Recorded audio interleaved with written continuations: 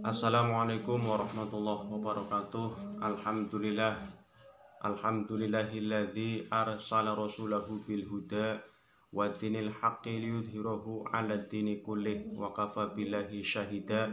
Asyhadu an la ilaha illallah wa asyhadu anna Muhammadan abduhu wa rasuluh.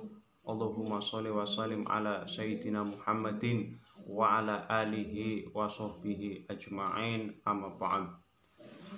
Kembali kepada dengan saya Lebene Channel.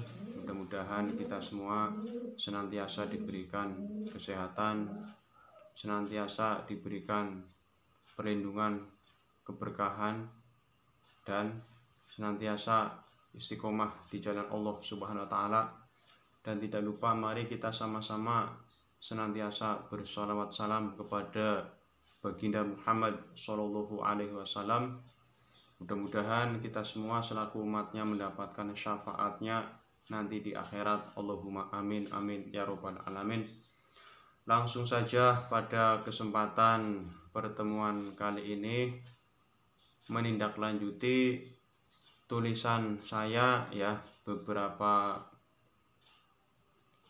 waktu yang lalu ya, yang mana saya telah mengupload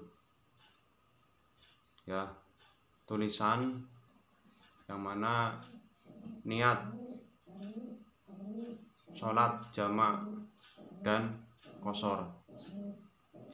Pada tulisan yang lalu itu saya hanya menuliskan saja, tetapi keterangan yang detail masalah pelaksanaan ya sholat jamak dan qashar itu saya tidak menjelaskan secara detail. Maka pada pertemuan kali ini saya akan menjelaskan tentang bagaimana sih cara melaksanakan sholat jamak ya dan sholat qashar. Jadi untuk mengetahui ya pelaksanaan sholat jamak dan qashar, maka kita perlu memahami makna daripada pengertian sholat jamak dan sholat qashar tersebut. Jadi yang pertama adalah pengertian sholat jamak, yakni sholat fardu yang dikumpulkan dalam satu waktu ya. Sholat fardu yang dikumpulkan dalam sholat fardu itu yang namanya sholat jamak. Nah, sedangkan sholat yang bisa dijamak hanya ada 4 waktu, yakni sholat duhur, sholat asar, sholat maghrib, dan sholat isya. Sedangkan sholat subuh tidak bisa dijamak. Nah, sedangkan yang namanya sholat jamak seperti yang tadi saya sampaikan adalah mengumpulkan sholat fardu dalam satu waktu. Contoh ya, seandainya sholat duhur disatukan, dikumpulkan ya dengan asar ya, sholat duhur dikumpulkan dengan asar tetapi dilaksanakan di waktu duhur, maka disebut sholat jamak takdim ya, sholat jamak takdim. Nah, bila mana sholat duhur ya, dengan asar dilakukan di waktu asar, sholat duhurnya, maka disebut sholat jamak takhir ya. Dan silakan saja apakah yang mau dilaksanakan sholat duhurnya ya boleh, sholatnya asarnya dulu ya boleh. Begitupun sebaliknya di kala kita melaksanakan sholat jamak takdim ya. Tetapi alangkah baiknya yang dilaksanakan adalah sholat yang waktunya sholat tersebut. Misalkan di duhur ya duhur dulu baru asar. Misalkan di asar dulu baru duhur. Itu namanya kalau yang dikumpulkan di waktu duhur, asarnya ikut ke duhur, itu sholat jamak takdim. Kalau sholatnya di waktu asar, sholat duhurnya di waktu asar, ya itu namanya jamak takhir. Nah, begitu pula dengan sholat maghrib dan isya, itu juga bisa dijamak. Ya, sholat maghrib dan isya, tetapi dilakukan di waktu sholat maghrib, namanya disebut sholat jamak takdim, karena sholat maghribnya didahulukan dan isyanya diakhirkan. Sedangkan bila mana sholat maghrib dan isya dilakukan di waktu isya, ya, itu namanya sholat jamak takhir, ya, karena maghribnya diakhirkan. Seperti itu. Nah, bagaimana niat sholat jamak takdim dan sholat jamak takhir? Ya, itu sebenarnya niatnya sama seperti niat sholat seperti yang kita lakukan biasa. Hanya saja diniatkan, ya, itu kita melakukan sholat jamak. Nah, sholat jamak yang saya sampaikan di muka ini atau di depan ini adalah bila mana kita tidak akan melakukan perjalanan yang memakan waktu 84 km. Misalkan kita menjamak sholat yang saya paparkan tadi, itu misalkan kita mempunyai halangan atau darurat, ya, satu contoh, kita misalkan sedang sakit, ya, sedang sakit, sedangkan waktu duhur sudah datang, ya, sedangkan ada kepikiran bila mana nanti pas isya kita kayaknya tidak sampai melakukan sholat asar, dikarenakan mungkin penyakitnya itu mungkin kalau seandainya selalu bergerak mungkin akan menjadi tidak baik, maka sholat asar tersebut bisa dikumpulkan di sholat duhur. Dan niatnya masih sama, yang penting diniatkan dalam hati kita menjamak sholat asar tersebut di sholat duhur, seperti itu. Jadi seandainya niatnya tidak pakai usolli, ya, fardu zuhri dan lain sebagainya sampai selesai, itu pun gak masalah, langsung Allahu Akbar. Yang penting diniatkan sholatnya itu dijamak dan tetap 4 rakaat. Karena apa? Itu tidak melakukan perjalanan jauh melebihi 84 km. Nah, seperti itu. Nah, sedangkan sholat subuh itu tidak bisa dijamak atau dikosor, kalau yang lain bisa. Nah, kalau maghrib dengan isya, maghrib tetap 3 rakaat, ya, walaupun bahasanya itu yang 4 rakaat bisa dijamak, ya tetap 4 rakaat ya 4 rakaat, 3 rakaat ya 3 rakaat yang maghrib.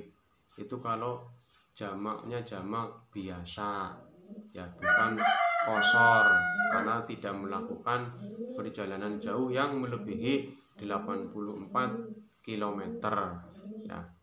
Itu sholat jamak takdim dan sholat jamak takhir biasa yang keadaannya kita tidak memungkinkan untuk sholat normal, bila mana kita misalkan sedang sakit, yang sakitnya kalau kita melakukan sering gerak barangkali akan menjadi fatal, maka sholat bisa dijamak. Atau misalkan kita ada kepentingan ke sawah, ya sholat misalkan berangkat dari rumah setelah duhur, tapi bila mana asar kayaknya tidak dimungkinkan sholat di sawah pun bisa dimaklumi sholatnya di jamak di duhur asarnya, seperti itu ya, karena dimungkinkan pulangnya maghrib, sedangkan baju yang dipakai kotor, tidak dimungkinkan untuk dipakai sholat di sawah. Nah, itu namanya sholat jamak takdim dan sholat jamak takhir. Tetapi ya sholat yang dijamak tetap rokaatnya sama ya, dan hanya karena halangan ya seperti sakit atau melakukan perjalanan tapi masih di lingkungan sendiri ya, misalkan itu tidak memakan waktu perjalanan jauh, tapi itu tadi mungkin ada tidak dimungkinkan untuk sholat dikarenakan mungkin kesibukan di sawah, itu bisa dijamak di rumah karena misalkan di sawah tidak memakai baju yang bersih. Dan yang kedua, saya akan menjelaskan masalah sholat jamak tapi dikosor ya. Tadi saya menjelaskan sholat jamak biasa ya, yang mana tadi saya ngomong sholat jamak takdim dan sholat jamak takhir biasa. Nah, sekarang saya menjelaskan sholat qashar yang dijamak ya, sholat qashar yang dijamak ya. Pengertian daripada sholat qashar adalah sholat yang diringkas ya, yang rokaatnya diringkas, yang tadinya 4 rokaat jadi 2 rokaat ya. Kalau sholat maghrib tetap 3 rokaat, tidak bisa dirubah menjadi 2 rokaat, hanya yang bisa sholat yang rokaatnya 4, duhur, asar, dan isya, itu yang bisa diringkas 2 rokaat atau dikosor. Sebenarnya ya maghrib dikosor, tapi tetap rokaatnya 3 rokaat. Nah, sholat qashar, sholat jamak qashar bisa dilakukan itu karena ada syarat, ada sebab. Sebabnya kita melakukan perjalanan melebihi 84 km. Mungkin kalau 84 km mungkin dari Brebes ke Cikampek mungkin ada. Bila mana kita naik motor atau naik mobil ya, kita selaku muslim ya, itu misalkan dari Brebes ya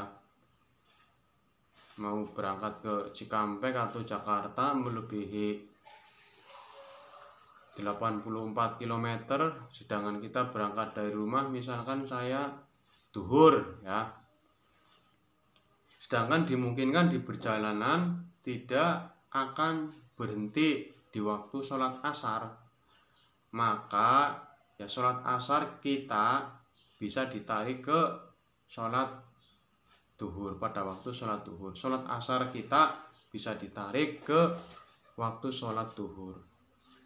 Nah, sholat duhur dan asar disatukan di waktu duhur ya menjadi 2 rakaat, namanya sholat jamak takdim qashar ya, sholat jamak takdim qashar ya.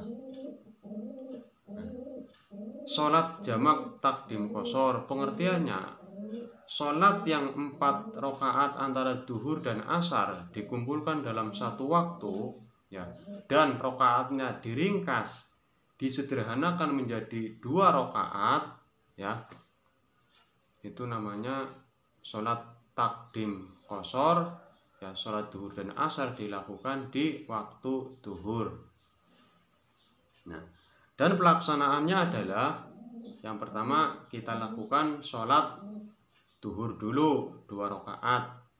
Setelah itu ya salam dan dilanjut sholat asar ya 2 rakaat qashar. Ya. Niatnya kalau seandainya kita bisa niat memakai bahasa Arab itu lebih afdol, lebih baik. Tetapi apabila kita tidak bisa niat ya sholat memakai bahasa Arab, niat bahasa Arab ya itu bisa lewat niat lisan saja. Misalkan contoh ya, Bismillahirrahmanirrahim, saya niat sholat duhur qashar 2 rakaat ya dengan asar, tapi saya sholat duhur dulu karena takdim ya, langsung Allahu Akbar sah ya. Saya niat sholat jamak qashar ya, akan melakukan perjalanan jauh ya ke Jakarta ya, duhur dulu Allahu Akbar sah. Jadi tidak usah niat pakai bahasa Arab pun boleh, karena niat itu sebenarnya itu cukup dalam hati bisa, dan afdolnya dilisankan ya. Kalau niatkan bahasanya masih di luar sholat bacaannya, jadi langsung Allahu Akbar. Yang penting diniatkan, walaupun kerentek dalam hati ya, saya akan mengqashar sholat duhur dengan asar, tapi duhur dulu Allahu Akbar. Seperti itu. Sholatnya 2 rakaat, duhur 2 rakaat, asar 2 rakaat. Ya, seandainya kita akan memakai niat bahasa Arab ya silakan saja. Misalkan sholat duhur ya dulu ya qashar ya, sholat duhur dulu niatnya ya usolli fardhu zuhri rakaataini qashron majmu'an ilaihil asri adaan lillahi ta'ala. Usolli fardhu zuhri rakaataini qashron majmu'an ilaihil asri ya adaan lillahi ta'ala Allahu Akbar. Itu duhur dulu, niat duhur dulu qashar 2 rakaat. Nah, kalau udah salam dilanjutkan dengan niat sholat asar, yang mana dilakukan pada waktu sholat duhur. Niatnya pun misalkan mau pakai bahasa Arab ya gampang. Usolli fardul asri rakaataini qashron majmu'an ila zuhri adaan lillahi ta'ala Allahu Akbar. Seperti itu. Dan juga kalau sholat ya maghrib ya dengan isya, tetap sholat maghrib 3 rakaat, sholat isya 2 rakaat. Bila mana di waktu maghrib ya dilakukan sholat jamak qashar takdim, maka sholat maghrib tetap 3 rakaat, sholat isyanya 2 rakaat ya. Dan seperti yang di awal tadi, kalau tidak bisa niat pakai bahasa Arab pun tidak apa-apa. Yang penting ya perjalanan itu melebihi 84 km itu bisa di qashar sholatnya. Dan bila mana pakai bahasa Arab niatnya sholat maghrib yang di qashar ya dilakukan di waktu maghrib ya, sholat isyanya, sedangkan yang dilakukan sholat maghrib dulu niatnya seperti ini. Usolli fardul maghribi thalatha raka'atin majmu'an ilaihil isya'i adaan lillahi ta'ala. Seperti itu. Dan bila mana ya sholat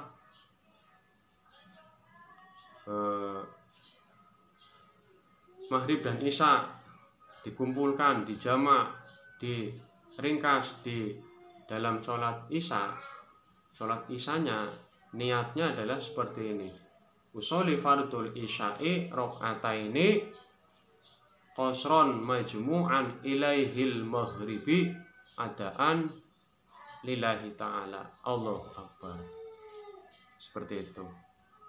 Dan ingat sekali lagi, kalau sholat subuh tidak bisa dijamak dan tidak bisa dikosor. Dia itu boleh dikata tidak bisa digeser-geser, hanya saja bisa diqodho atau diganti di lain waktu. Kalau seandainya kita tertidur pula sampai pagi, ternyata tidak melakukan sholat subuh, itu tidak bisa dijamak atau dikosor. Biasanya itu diqodho, misalkan diqodho di waktu jam 10 atau jam 11 bisa sholat subuh, subuhnya diqodho, niatnya masih sama, hanya pada bagian kata-kata adaan diganti qodhoan. Contoh usolli fardhu subhi rakaataini mustaqbilal qiblati, qodhoan lillahi ta'ala, yang tadinya adaan menjadi qodhoan lillahi ta'ala, tetap 2 rakaat. Dan lebih jelasnya, kalau para pemirsa Lebene Channel sudah melihat tulisan saya, niat-niat sholat jamak baik takdim maupun takhir dan niat sholat kosornya itu bisa dilihat di pertemuan sebelum video yang saya upload ini. Jadi bisa dilihat di tulisan yang sudah saya upload di pertemuan di muka beberapa jam yang lalu, seperti itu. Silakan saja share penjelasan masalah sholat jamak takdim dan jamak takhir, dan juga sholat jamak dikosor, silakan saja di-share ke teman-teman. Karena apa? Sholat yang dijamak dan dikosor, masih banyak teman-teman kita yang tidak paham untuk melaksanakannya. Mereka kebingungan karena apa? Tidak paham, mungkin tidak pernah mengkaji atau tidak pernah mendengarkan penjelasan seperti yang saya sampaikan ini. Maka bila mana video yang saya unggah ini bermanfaat, silakan saja share sebanyak-banyaknya ke teman, dan jangan lupa untuk mendukung channel ini dengan mengklik like dan tombol yang merah subscribe, dan jangan lupa aktifkan notifikasi loncengnya. Dan silakan saja berkomentar, barangkali ada yang lebih paham lagi masalah sholat jamak takdim, jamak takhir dan qosor. Silakan saja untuk komentar di kolom komentar.